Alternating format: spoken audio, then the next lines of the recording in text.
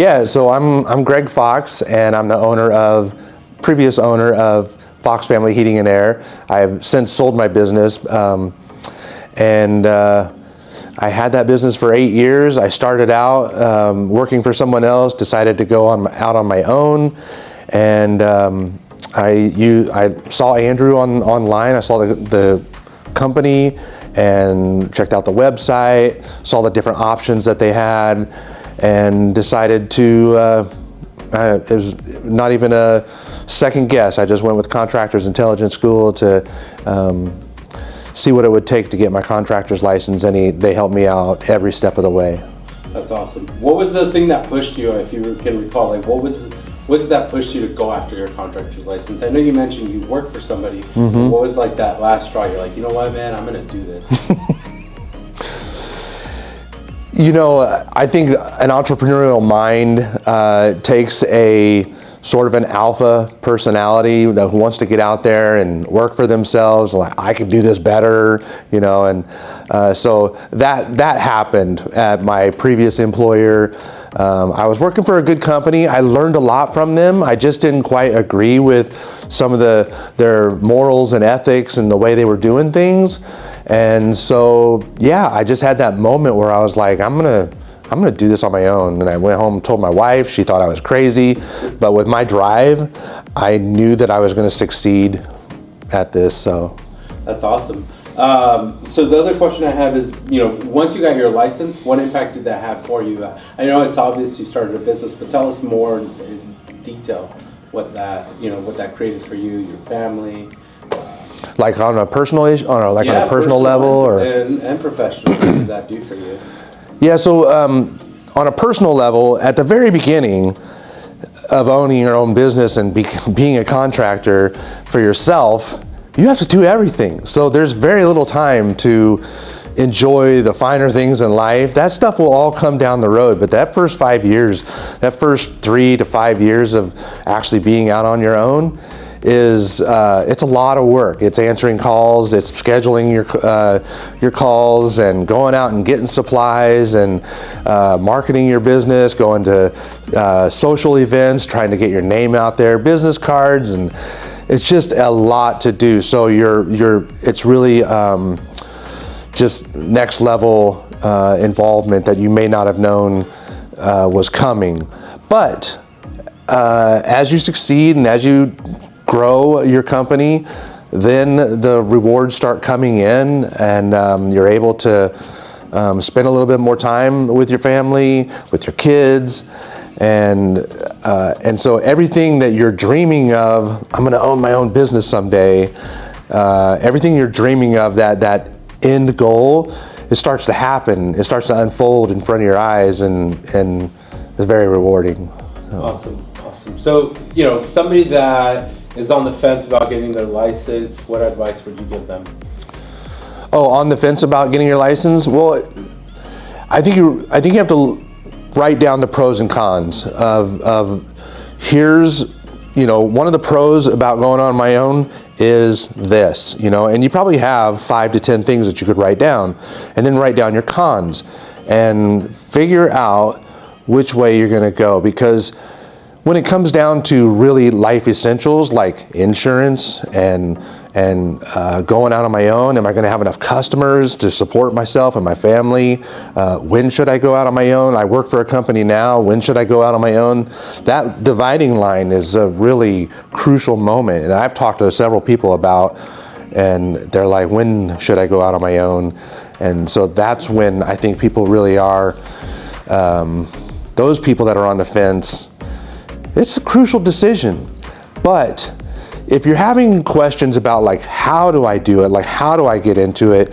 That's when I think going to Andrew and his team was really helpful, because even through the application process, you see this 8-page application that you have to fill out, and Andrew will basically sit down with you page by page if you need to, and ask you the questions that need to be answered, that need to go on the application.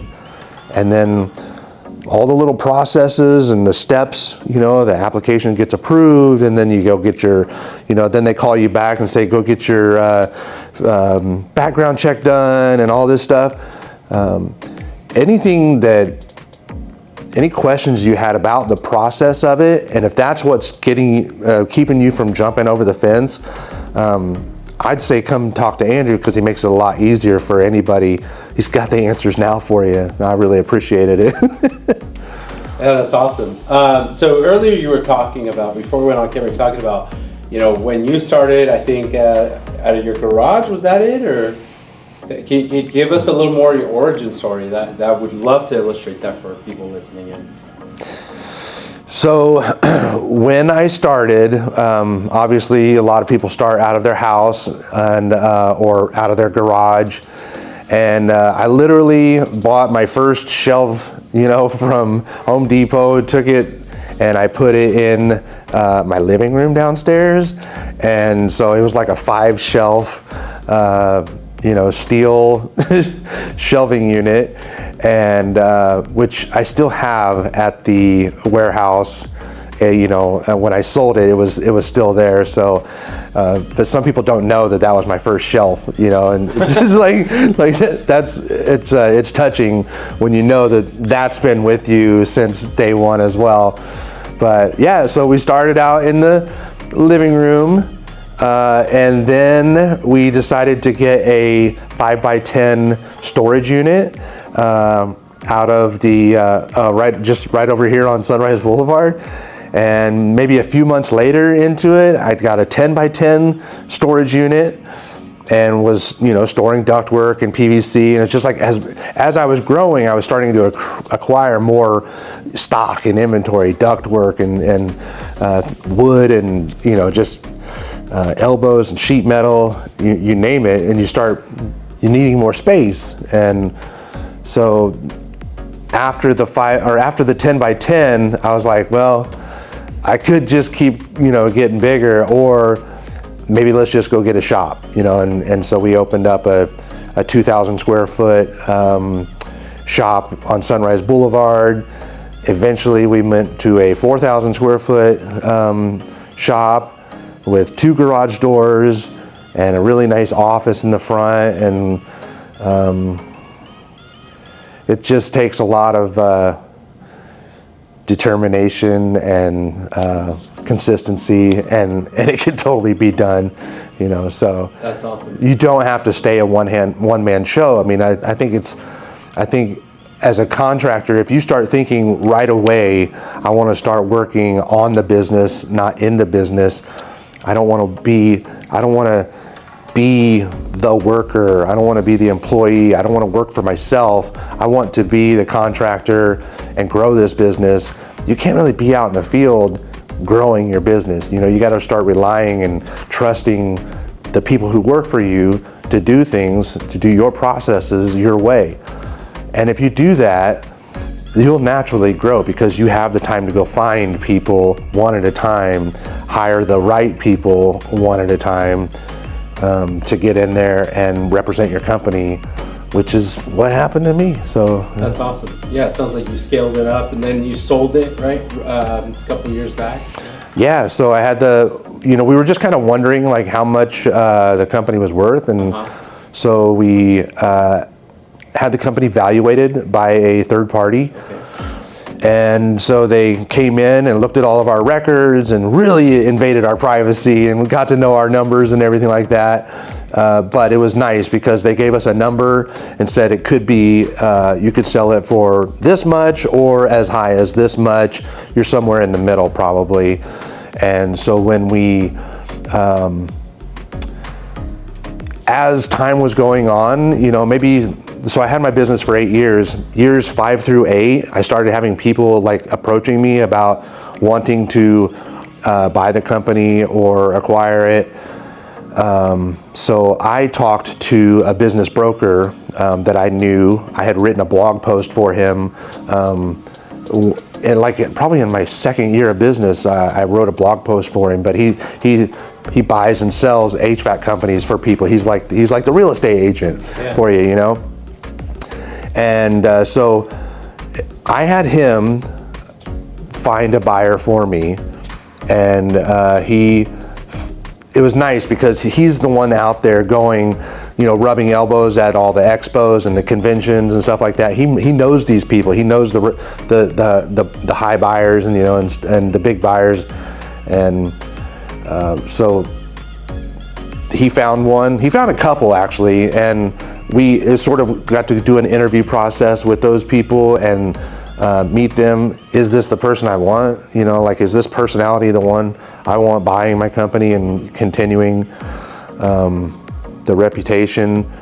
And so we settled on one. I think he really turned out to be the right guy. Not everything's perfect, but I got one lump sum of money and rode off into the sunset.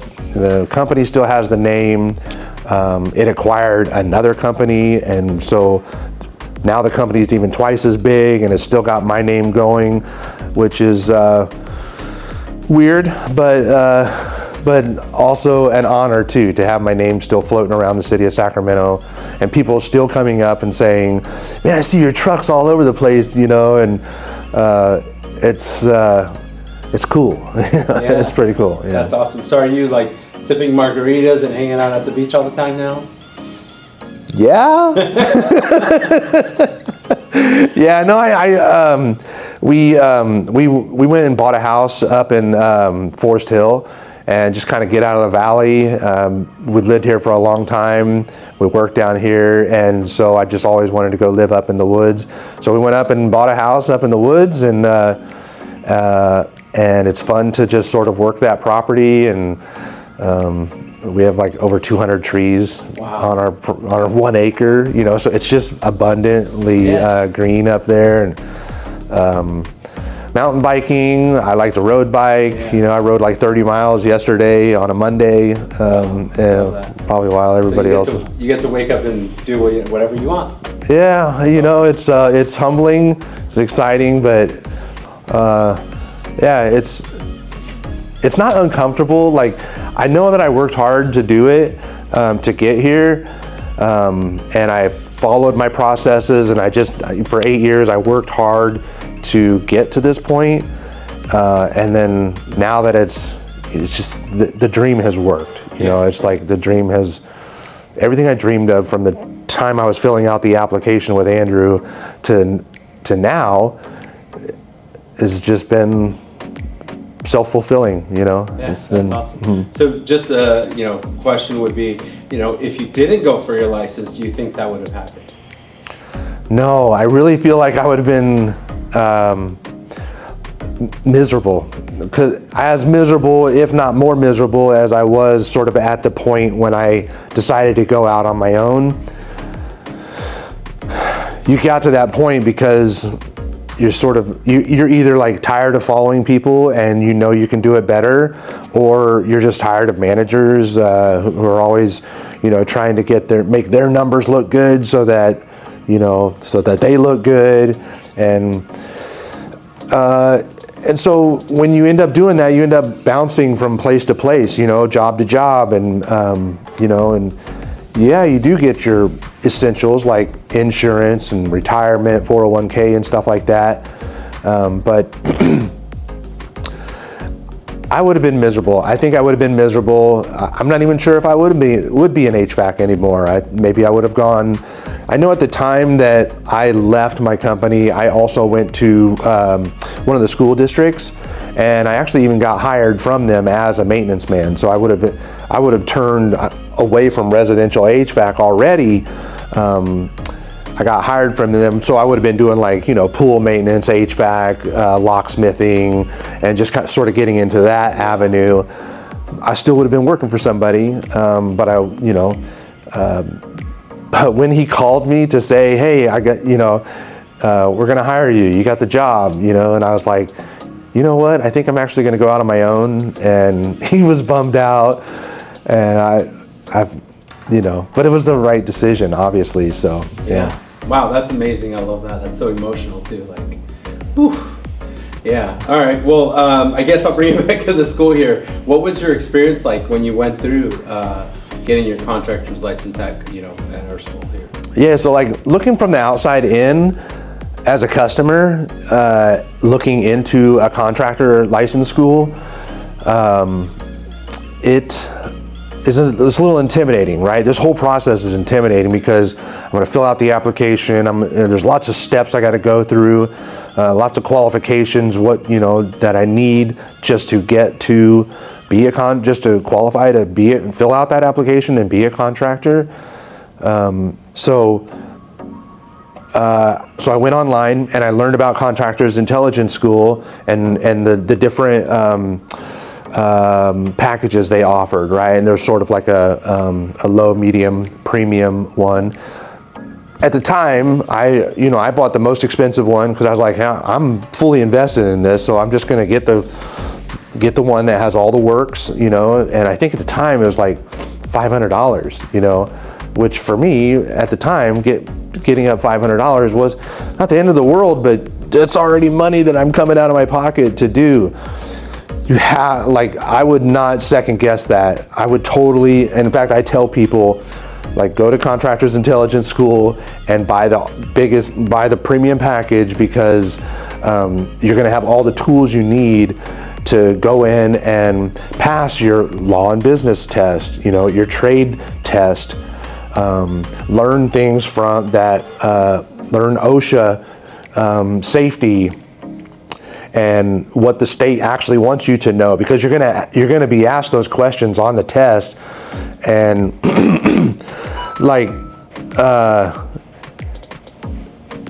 for instance, one of the parts of the package that I got included an app on my phone that I got to use, and the app had the same questions that were in the test questions in the package I got. So the package had trade booklet, about the HVAC industry, and then there was a law and business book that you read through and learn, and there's DVDs and all that stuff about it. But then, after you immerse yourself in that information, now you want to test yourself. You want to know those questions before you even go sit at the desk at the CSLB. And the package that, I feel like Contractors Intelligence School gives you the tools to be able to go sit down at that desk. And I think at the time it was like a 98% guaranteed success rate, or your money back, and I said, well, okay, if these guys really think they can get me to pass, I'm going to do it. And studied the material, and come back to the app. I'm sorry. But I come back to the app, and the great thing about that was, I'm always on the go. I don't really have time to sit down at my desktop and look at the DVDs, no matter how good they were.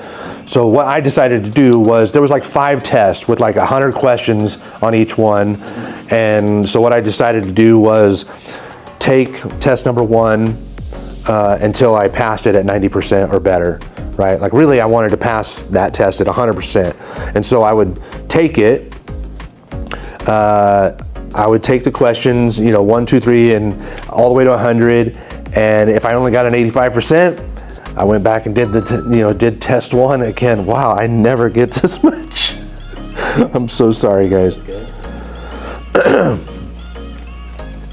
So I take test 1 basically until I get 100%, and then I take test 1 and 2 until I get 100% on all of those. And then I would take 1, 2, 3, 4. And I know that's 300 questions that you're doing, but it just further embeds the questions. And they're not the same exact questions that you're going to actually get at the CSLB, but I feel like Andrew has done the work and followed up with contractors after the test to sort of be what kind of questions did you see? And so I was able to, not fully divulge all the information, but I feel like the debriefing we did after testing will probably help him form more questions for his study guides and testing books for people in the future, And so that's what it was. It was, you know, being sort of nervous on the outside looking in, and then these guys just bringing you in and saying, here, let me help you. I've got this information that I've been gathering all this time. So by the time you go actually sit down at the desk, you already know everything that's gonna be asked of you on the test day, pretty much. So. All right, awesome. And so, you know, I know we shared a lot. I guess just kind of thinking about if there's one key thing you want students that are listening to this right now, what do you want them to take away from this video? I know it's kind of cliche, but I really feel like if you're on the fence about it, if you're nervous about, you know, going out on your own, once you've made the decision that I really want to do this, I would just take that first investment of money that you might have or may not have, and you may have to save up for it, but I would go to a contractor's license school. Contractors Intelligence School is sort of I favor Andrew and those guys because they've been with me since day one. I would just, you know, get the you know, best package, which is what I did, and come in and just go for the ride. See where it takes you. You know, I think you'll succeed when you come through this way. So awesome, thank you. And then just one last question: on a scale of 1 to 10, your experience here at Contractors Intelligence School, what would you rate it? 12. No, seriously, yeah. You know, I glow about it, about Contractors Intelligence School, my relationship with Andrew. You know, and his family. Like, I've worked on his system, you know, I've worked on his house, I've worked on his HVAC system, and so we've all really gotten to know each other, you know. And just the other day, you guys called me and said, hey. I'm like, oh my God, Andrew, hey. So, yeah, it's awesome. Cool hanging out with you guys. Awesome, great. Thank you so much. Appreciate it. Yeah, thanks, Hector. All right.